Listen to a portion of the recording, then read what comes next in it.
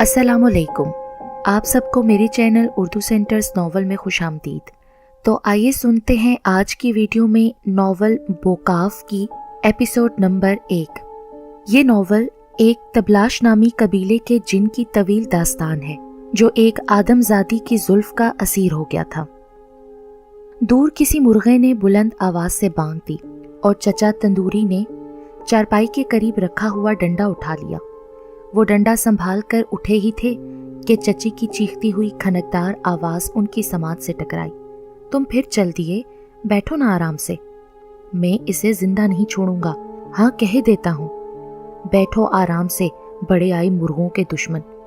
तुम देखती नहीं हो कैसे मुझे मुंह चढ़ाते हैं, बदबख्त कहीं के। तुम्हें सिर्फ वहम है और ये वहम की बीमारी हकीम तोलानी भी खत्म नहीं कर सकते, समझे? भला बताओ तो, मासूम सा जानवर है और इन्हें मुंह चढ़ाएगा? चची ने बुरा सा मुंह बनाया। एक बार फिर मुर्गे ने बांग दी और अब की बार चचा तंदूरी रुके नहीं, डंडा उठाकर बाहर निकल आए। चची अरे अरे ही करती रह गई। ये था कस्बा नूरस, जिसके मकीन सीधे साधे और भोले भाले थे। शहर की आलूदगी से दूर ये छोटा सा कस्बा अपनी मिसाल आप था। यहाँ अमन था, सुकून था, मोहब्बत थी, खुलूस था। शहर की तरह यहाँ की जिंदगी मशीनी हरगिज़ नहीं थी। ये कस्बा इतना बड़ा न था, लेकिन उसमें रहने वालों के दिल बड़े थे। यही वजह थी कि बरकत साहब ने उस छोटे से कस्बे में अपनी रिहाइश को तरजीह दी थी। हालांकि शहर में उनके 2 मकान 3 मंजिला थे, लेकिन उन मकानों को किराए पर उठाकर वो खुद अपनी बेगम और बेटी महपारा के साथ यहाँ सकूनत पजीर थे। शहर की आलूदगी से दूर, बल्कि शहर वालों की भी आलूदगी से दूर। उन मकानों का किराया काफ़ी मुनासिब मिल जाता था, जिसकी बदौलत आराम से वो अपने कुंबे की कफालत कर रहे थे। यहाँ उनकी काफ़ी इज्जत थी, क्योंकि यहाँ ज़्यादातर मजदूर पेशा लोग आबाद थे। इसीलिए बरकत साहब की अलमियत और काबिलियत का जाहो जलाल पूरे इलाके पर मुसल्लत था। हर किस्म की और हर मौजू पर उनकी मालूमात को मात करने वाला कोई और सानी पूरे इलाके में नहीं था। उनके रोब का ये आलम था कि अगर ऐसी गली से उनका गुजर होता जहां मोहल्ले के लड़के आपस में गाली गलौज और फहश गुफ्तगू कर रहे होते, तो उन लड़कों को चुप सी लग जाती, और जब तक बरकत साहब उस गली से निकलकर दूर न चले जाते, वो लड़के इखलाक की माँ बहन एक नहीं करते थे। अलबत्ता उनके जाते ही दोबारा महाभारत का सिलसिला वहीं से जुड़ जाता जहाँ से टूटा था। उनकी गली के नुक्कड़ पर सलीम दूध वाले की दुकान थी। बजाते खुद वो भी भैंस से कम न था। अगर सलीम दूध वाले की फ्री स्टाइल कुश्ती बरकत साहब से करा दी जाती तो बरकत साहब उसकी सिर्फ एक फूंक की मार थे, लेकिन ये लहीम शहीम दूध वाला भी दूध में पानी मिलाते वक्त गली में एहतियातन नजर डाल लेता था कि कहीं बरकत साहब तो इधर नहीं आ रहे। शाम के वक्त खैराती होटल में जब मोहल्ले के बड़े बूढ़ों का मेला लगता तो बरकत साहब उनमें नुमायां ही दिखाई देते, क्योंकि उन्हीं के भाषण चल रहे होते थे और दूसरे हवन्नकों की तरह अपने भाड़ जितने मुंह खोल कर सुन रहे होते। यूं लगता था कि गोया बरकत साहब की बोलती ही बंद हो जाएगी अगर उन्होंने अपने मुंह बंद कर लिए। खैराती होटल, इस नाम पर बरकत साहब ने ही सबसे पहले उस वक्त एतराज किया जब होटल का साइन बोर्ड तैयार हुआ था। होटल का मालिक सामने से आ रहा था और उसके हाथ में मिठाइयों के डब्बे थे। छोटे कद का मालिक था और उसकी तोंद काबिले एतराज हद तक बाहर निकली हुई थी। बरकत साहब को देखकर जब वो इखलाकन मुस्कुराया तो उसके चेहरे पर एक अजीब किस्म का भोलपन नुमाया हो गया। सलाम साहब, उसकी आवाज़ ज़रा खनकदार थी। वालेकुम अस्सलाम। बरकत साहब ने उसका तफसीली जायजा लेते हुए जोर से सर हिलाया। भाई ये क्या नाम हुआ? उनका इशारा साइन बोर्ड की तरफ था। पहले तो वो चौंका और फिर गौर से साइन बोर्ड की तरफ देखता हुआ बोला, क्यों, क्या हुआ? ठीक तो है साहब, पर तुमने ये नाम क्यों रखा? इसलिए साहब कि मेरा नाम ही सब्बन खैराती है। लें मिठाई खाएं। शायद ये वो वाहिद जवाब था जिसने बरकत साहब को बगलें झांकने पर मजबूर कर दिया था, वरना वो और खामोश हो जाएं, सवाल ही पैदा नहीं होता था। और फिर आहिस्ता आहिस्ता ये नाम जुबान ज़दे आम हो गया और लोगों की तवज्जो का मरकज़ बन गया। किसी का भी चाय वगैरह का मूड होता तो खैराती होटल को ही तरजीह देता। मजदूर, रिक्शे वाले, ठेके वाले और कबाड़िए सभी उधर का रुख करते थे। हत्ता कि हकीम तोलानी भी कभी कभी उधर निकल आते थे, और उसकी वजह ये थी कि होटल के मालिक शब्बन खैराती का अखलाक बहुत अच्छा था। حکیم طولانی علاقے کی ایک اور معزز شخصیت تھے. یہاں ان کا مطلب بھی تھا. انہیں حکمت کے ساتھ ساتھ شاعری بھی لاحق تھی، اس لیے اکثر اپنے مریضوں کو تازہ کلام بھی سناتے دکھائی دیتے. اگر کوئی مریض سماعت سے محروم ہوتا تو اسے اپنی غزل دوا کی پڑیا کی جگہ باندھ کر دے دیتے. ان کی ایک عادت خاص اور بھی تھی، اور وہ یہ کہ جب بھی حکیم صاحب کوئی غزل سوچ رہے ہوتے یا گنگنا رہے ہوتے تو ان کے ہاتھ اپنی میز پر طبلہ بجانے میں مصروف ہوتے. اس وقت ان کے پاس کوئی موجود ہو یا نہ ہو، مریض ہو یا نہ ہو، وہ کسی کو خاطر میں نہیں لاتے تھے. یہ تھا تھوڑا سا تعارف حکیم طولانی صاحب کا، جن کا بطور شاعر تخلص طولانی تھا.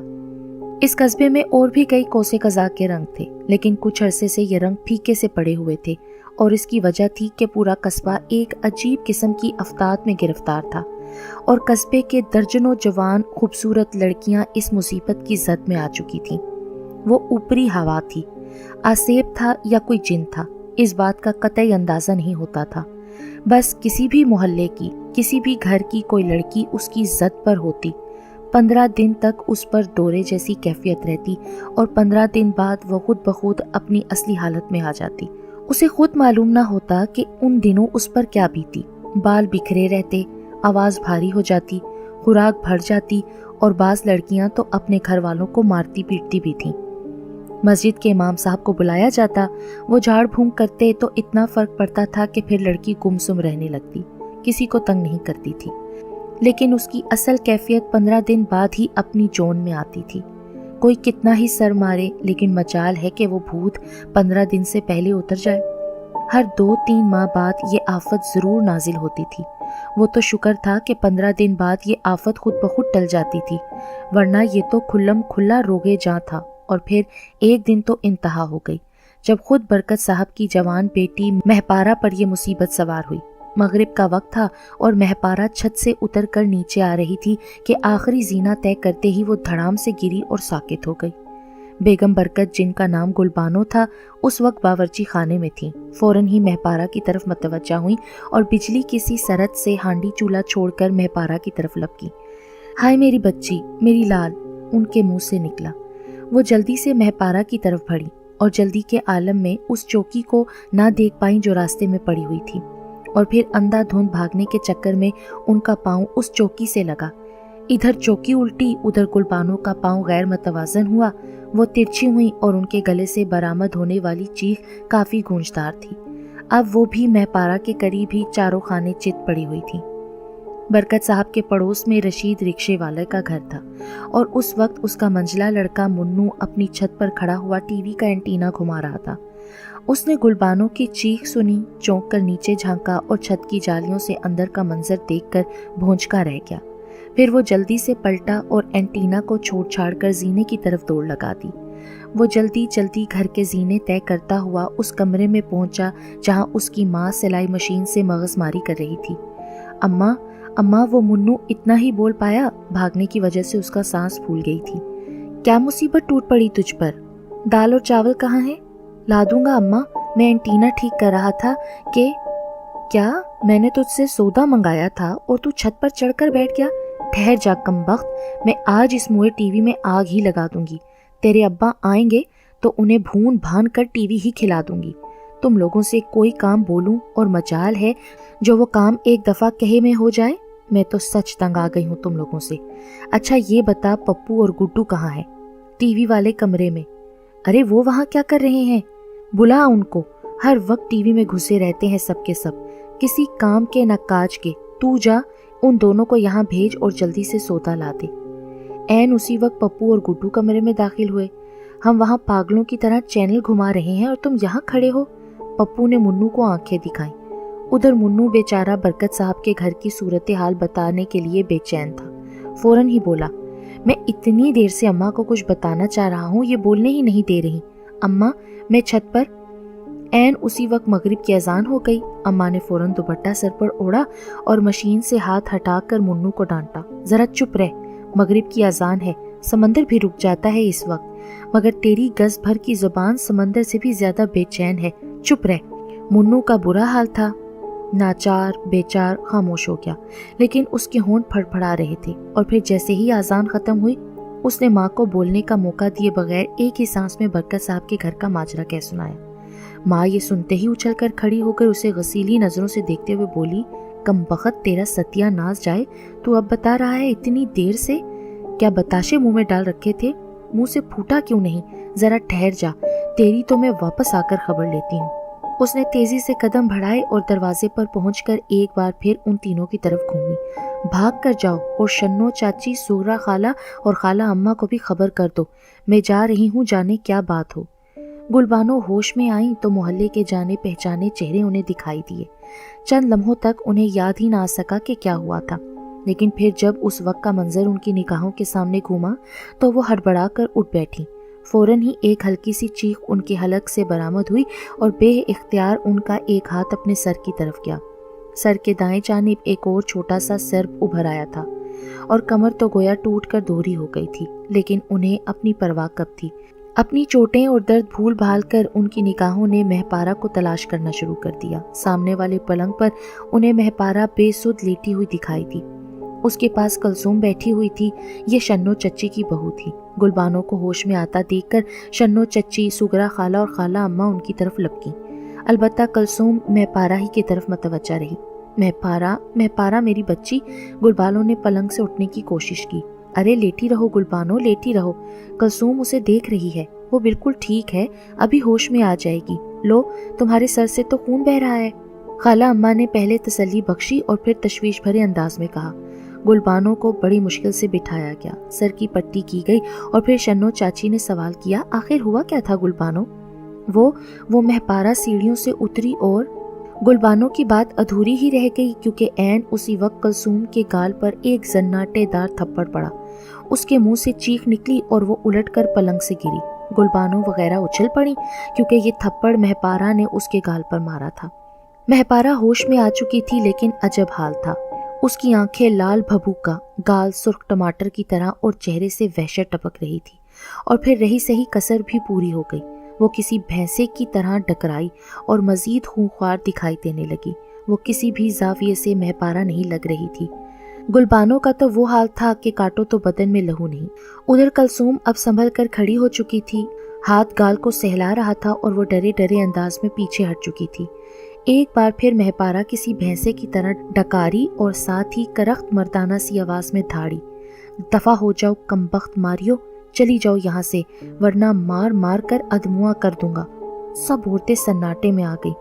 फिर खाला अम्मा के मुंह से निकला, गुलबानो, ये तो वही आसेब है, हाय अल्लाह। खाला अम्मा के ये अल्फाज बिजली की तरह कानों के पर्दों पर गिरे थे। गुलबानो थक से रह गई। उसी वक्त दरवाजे पर दस्तक हुई। नूरस कबीले से थोड़े से फासले पर पहाड़ी सिलसिला था, जिनके दरमियान में एक प्याला नुमा मैदान था। ये बज़ाहिर वीरान और सुनसान दिखाई देता था। उस मैदान में दरअसल जिन्नों का एक कबीला आबाद था जो कि आम नजरों से ओझल था। यहाँ उनके बाकायदा खैमे नस्ब थे और ये मखलूक निहायत इत्मीनान से यहाँ रिहाइश पजीर थी। उन्हीं खैमों में से एक खैमे में अचानक ही झगड़ा शुरू हो गया। ये झगड़ा एक उधेड़ उमर जिन्स और उसकी बीवी जिन्नी के दरमियान हुआ था।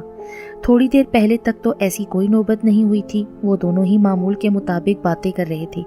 झगड़ा उस वक्त शुरू हुआ जब जिन्नी ने खाने का दस्तरख्वान लगाया। बोकाफ कहाँ है? जिन ने सवाल किया। मुन्ना तो आज फिर, जिन्नी बोलते बोलते रुक गई। फिर मौजू बदलने की गर्ज से मुस्कुराकर कहने लगी, हाँ याद आया, आज पता नहीं क्या बात है, कोयले इतने मजे के तले गए हैं कि बस।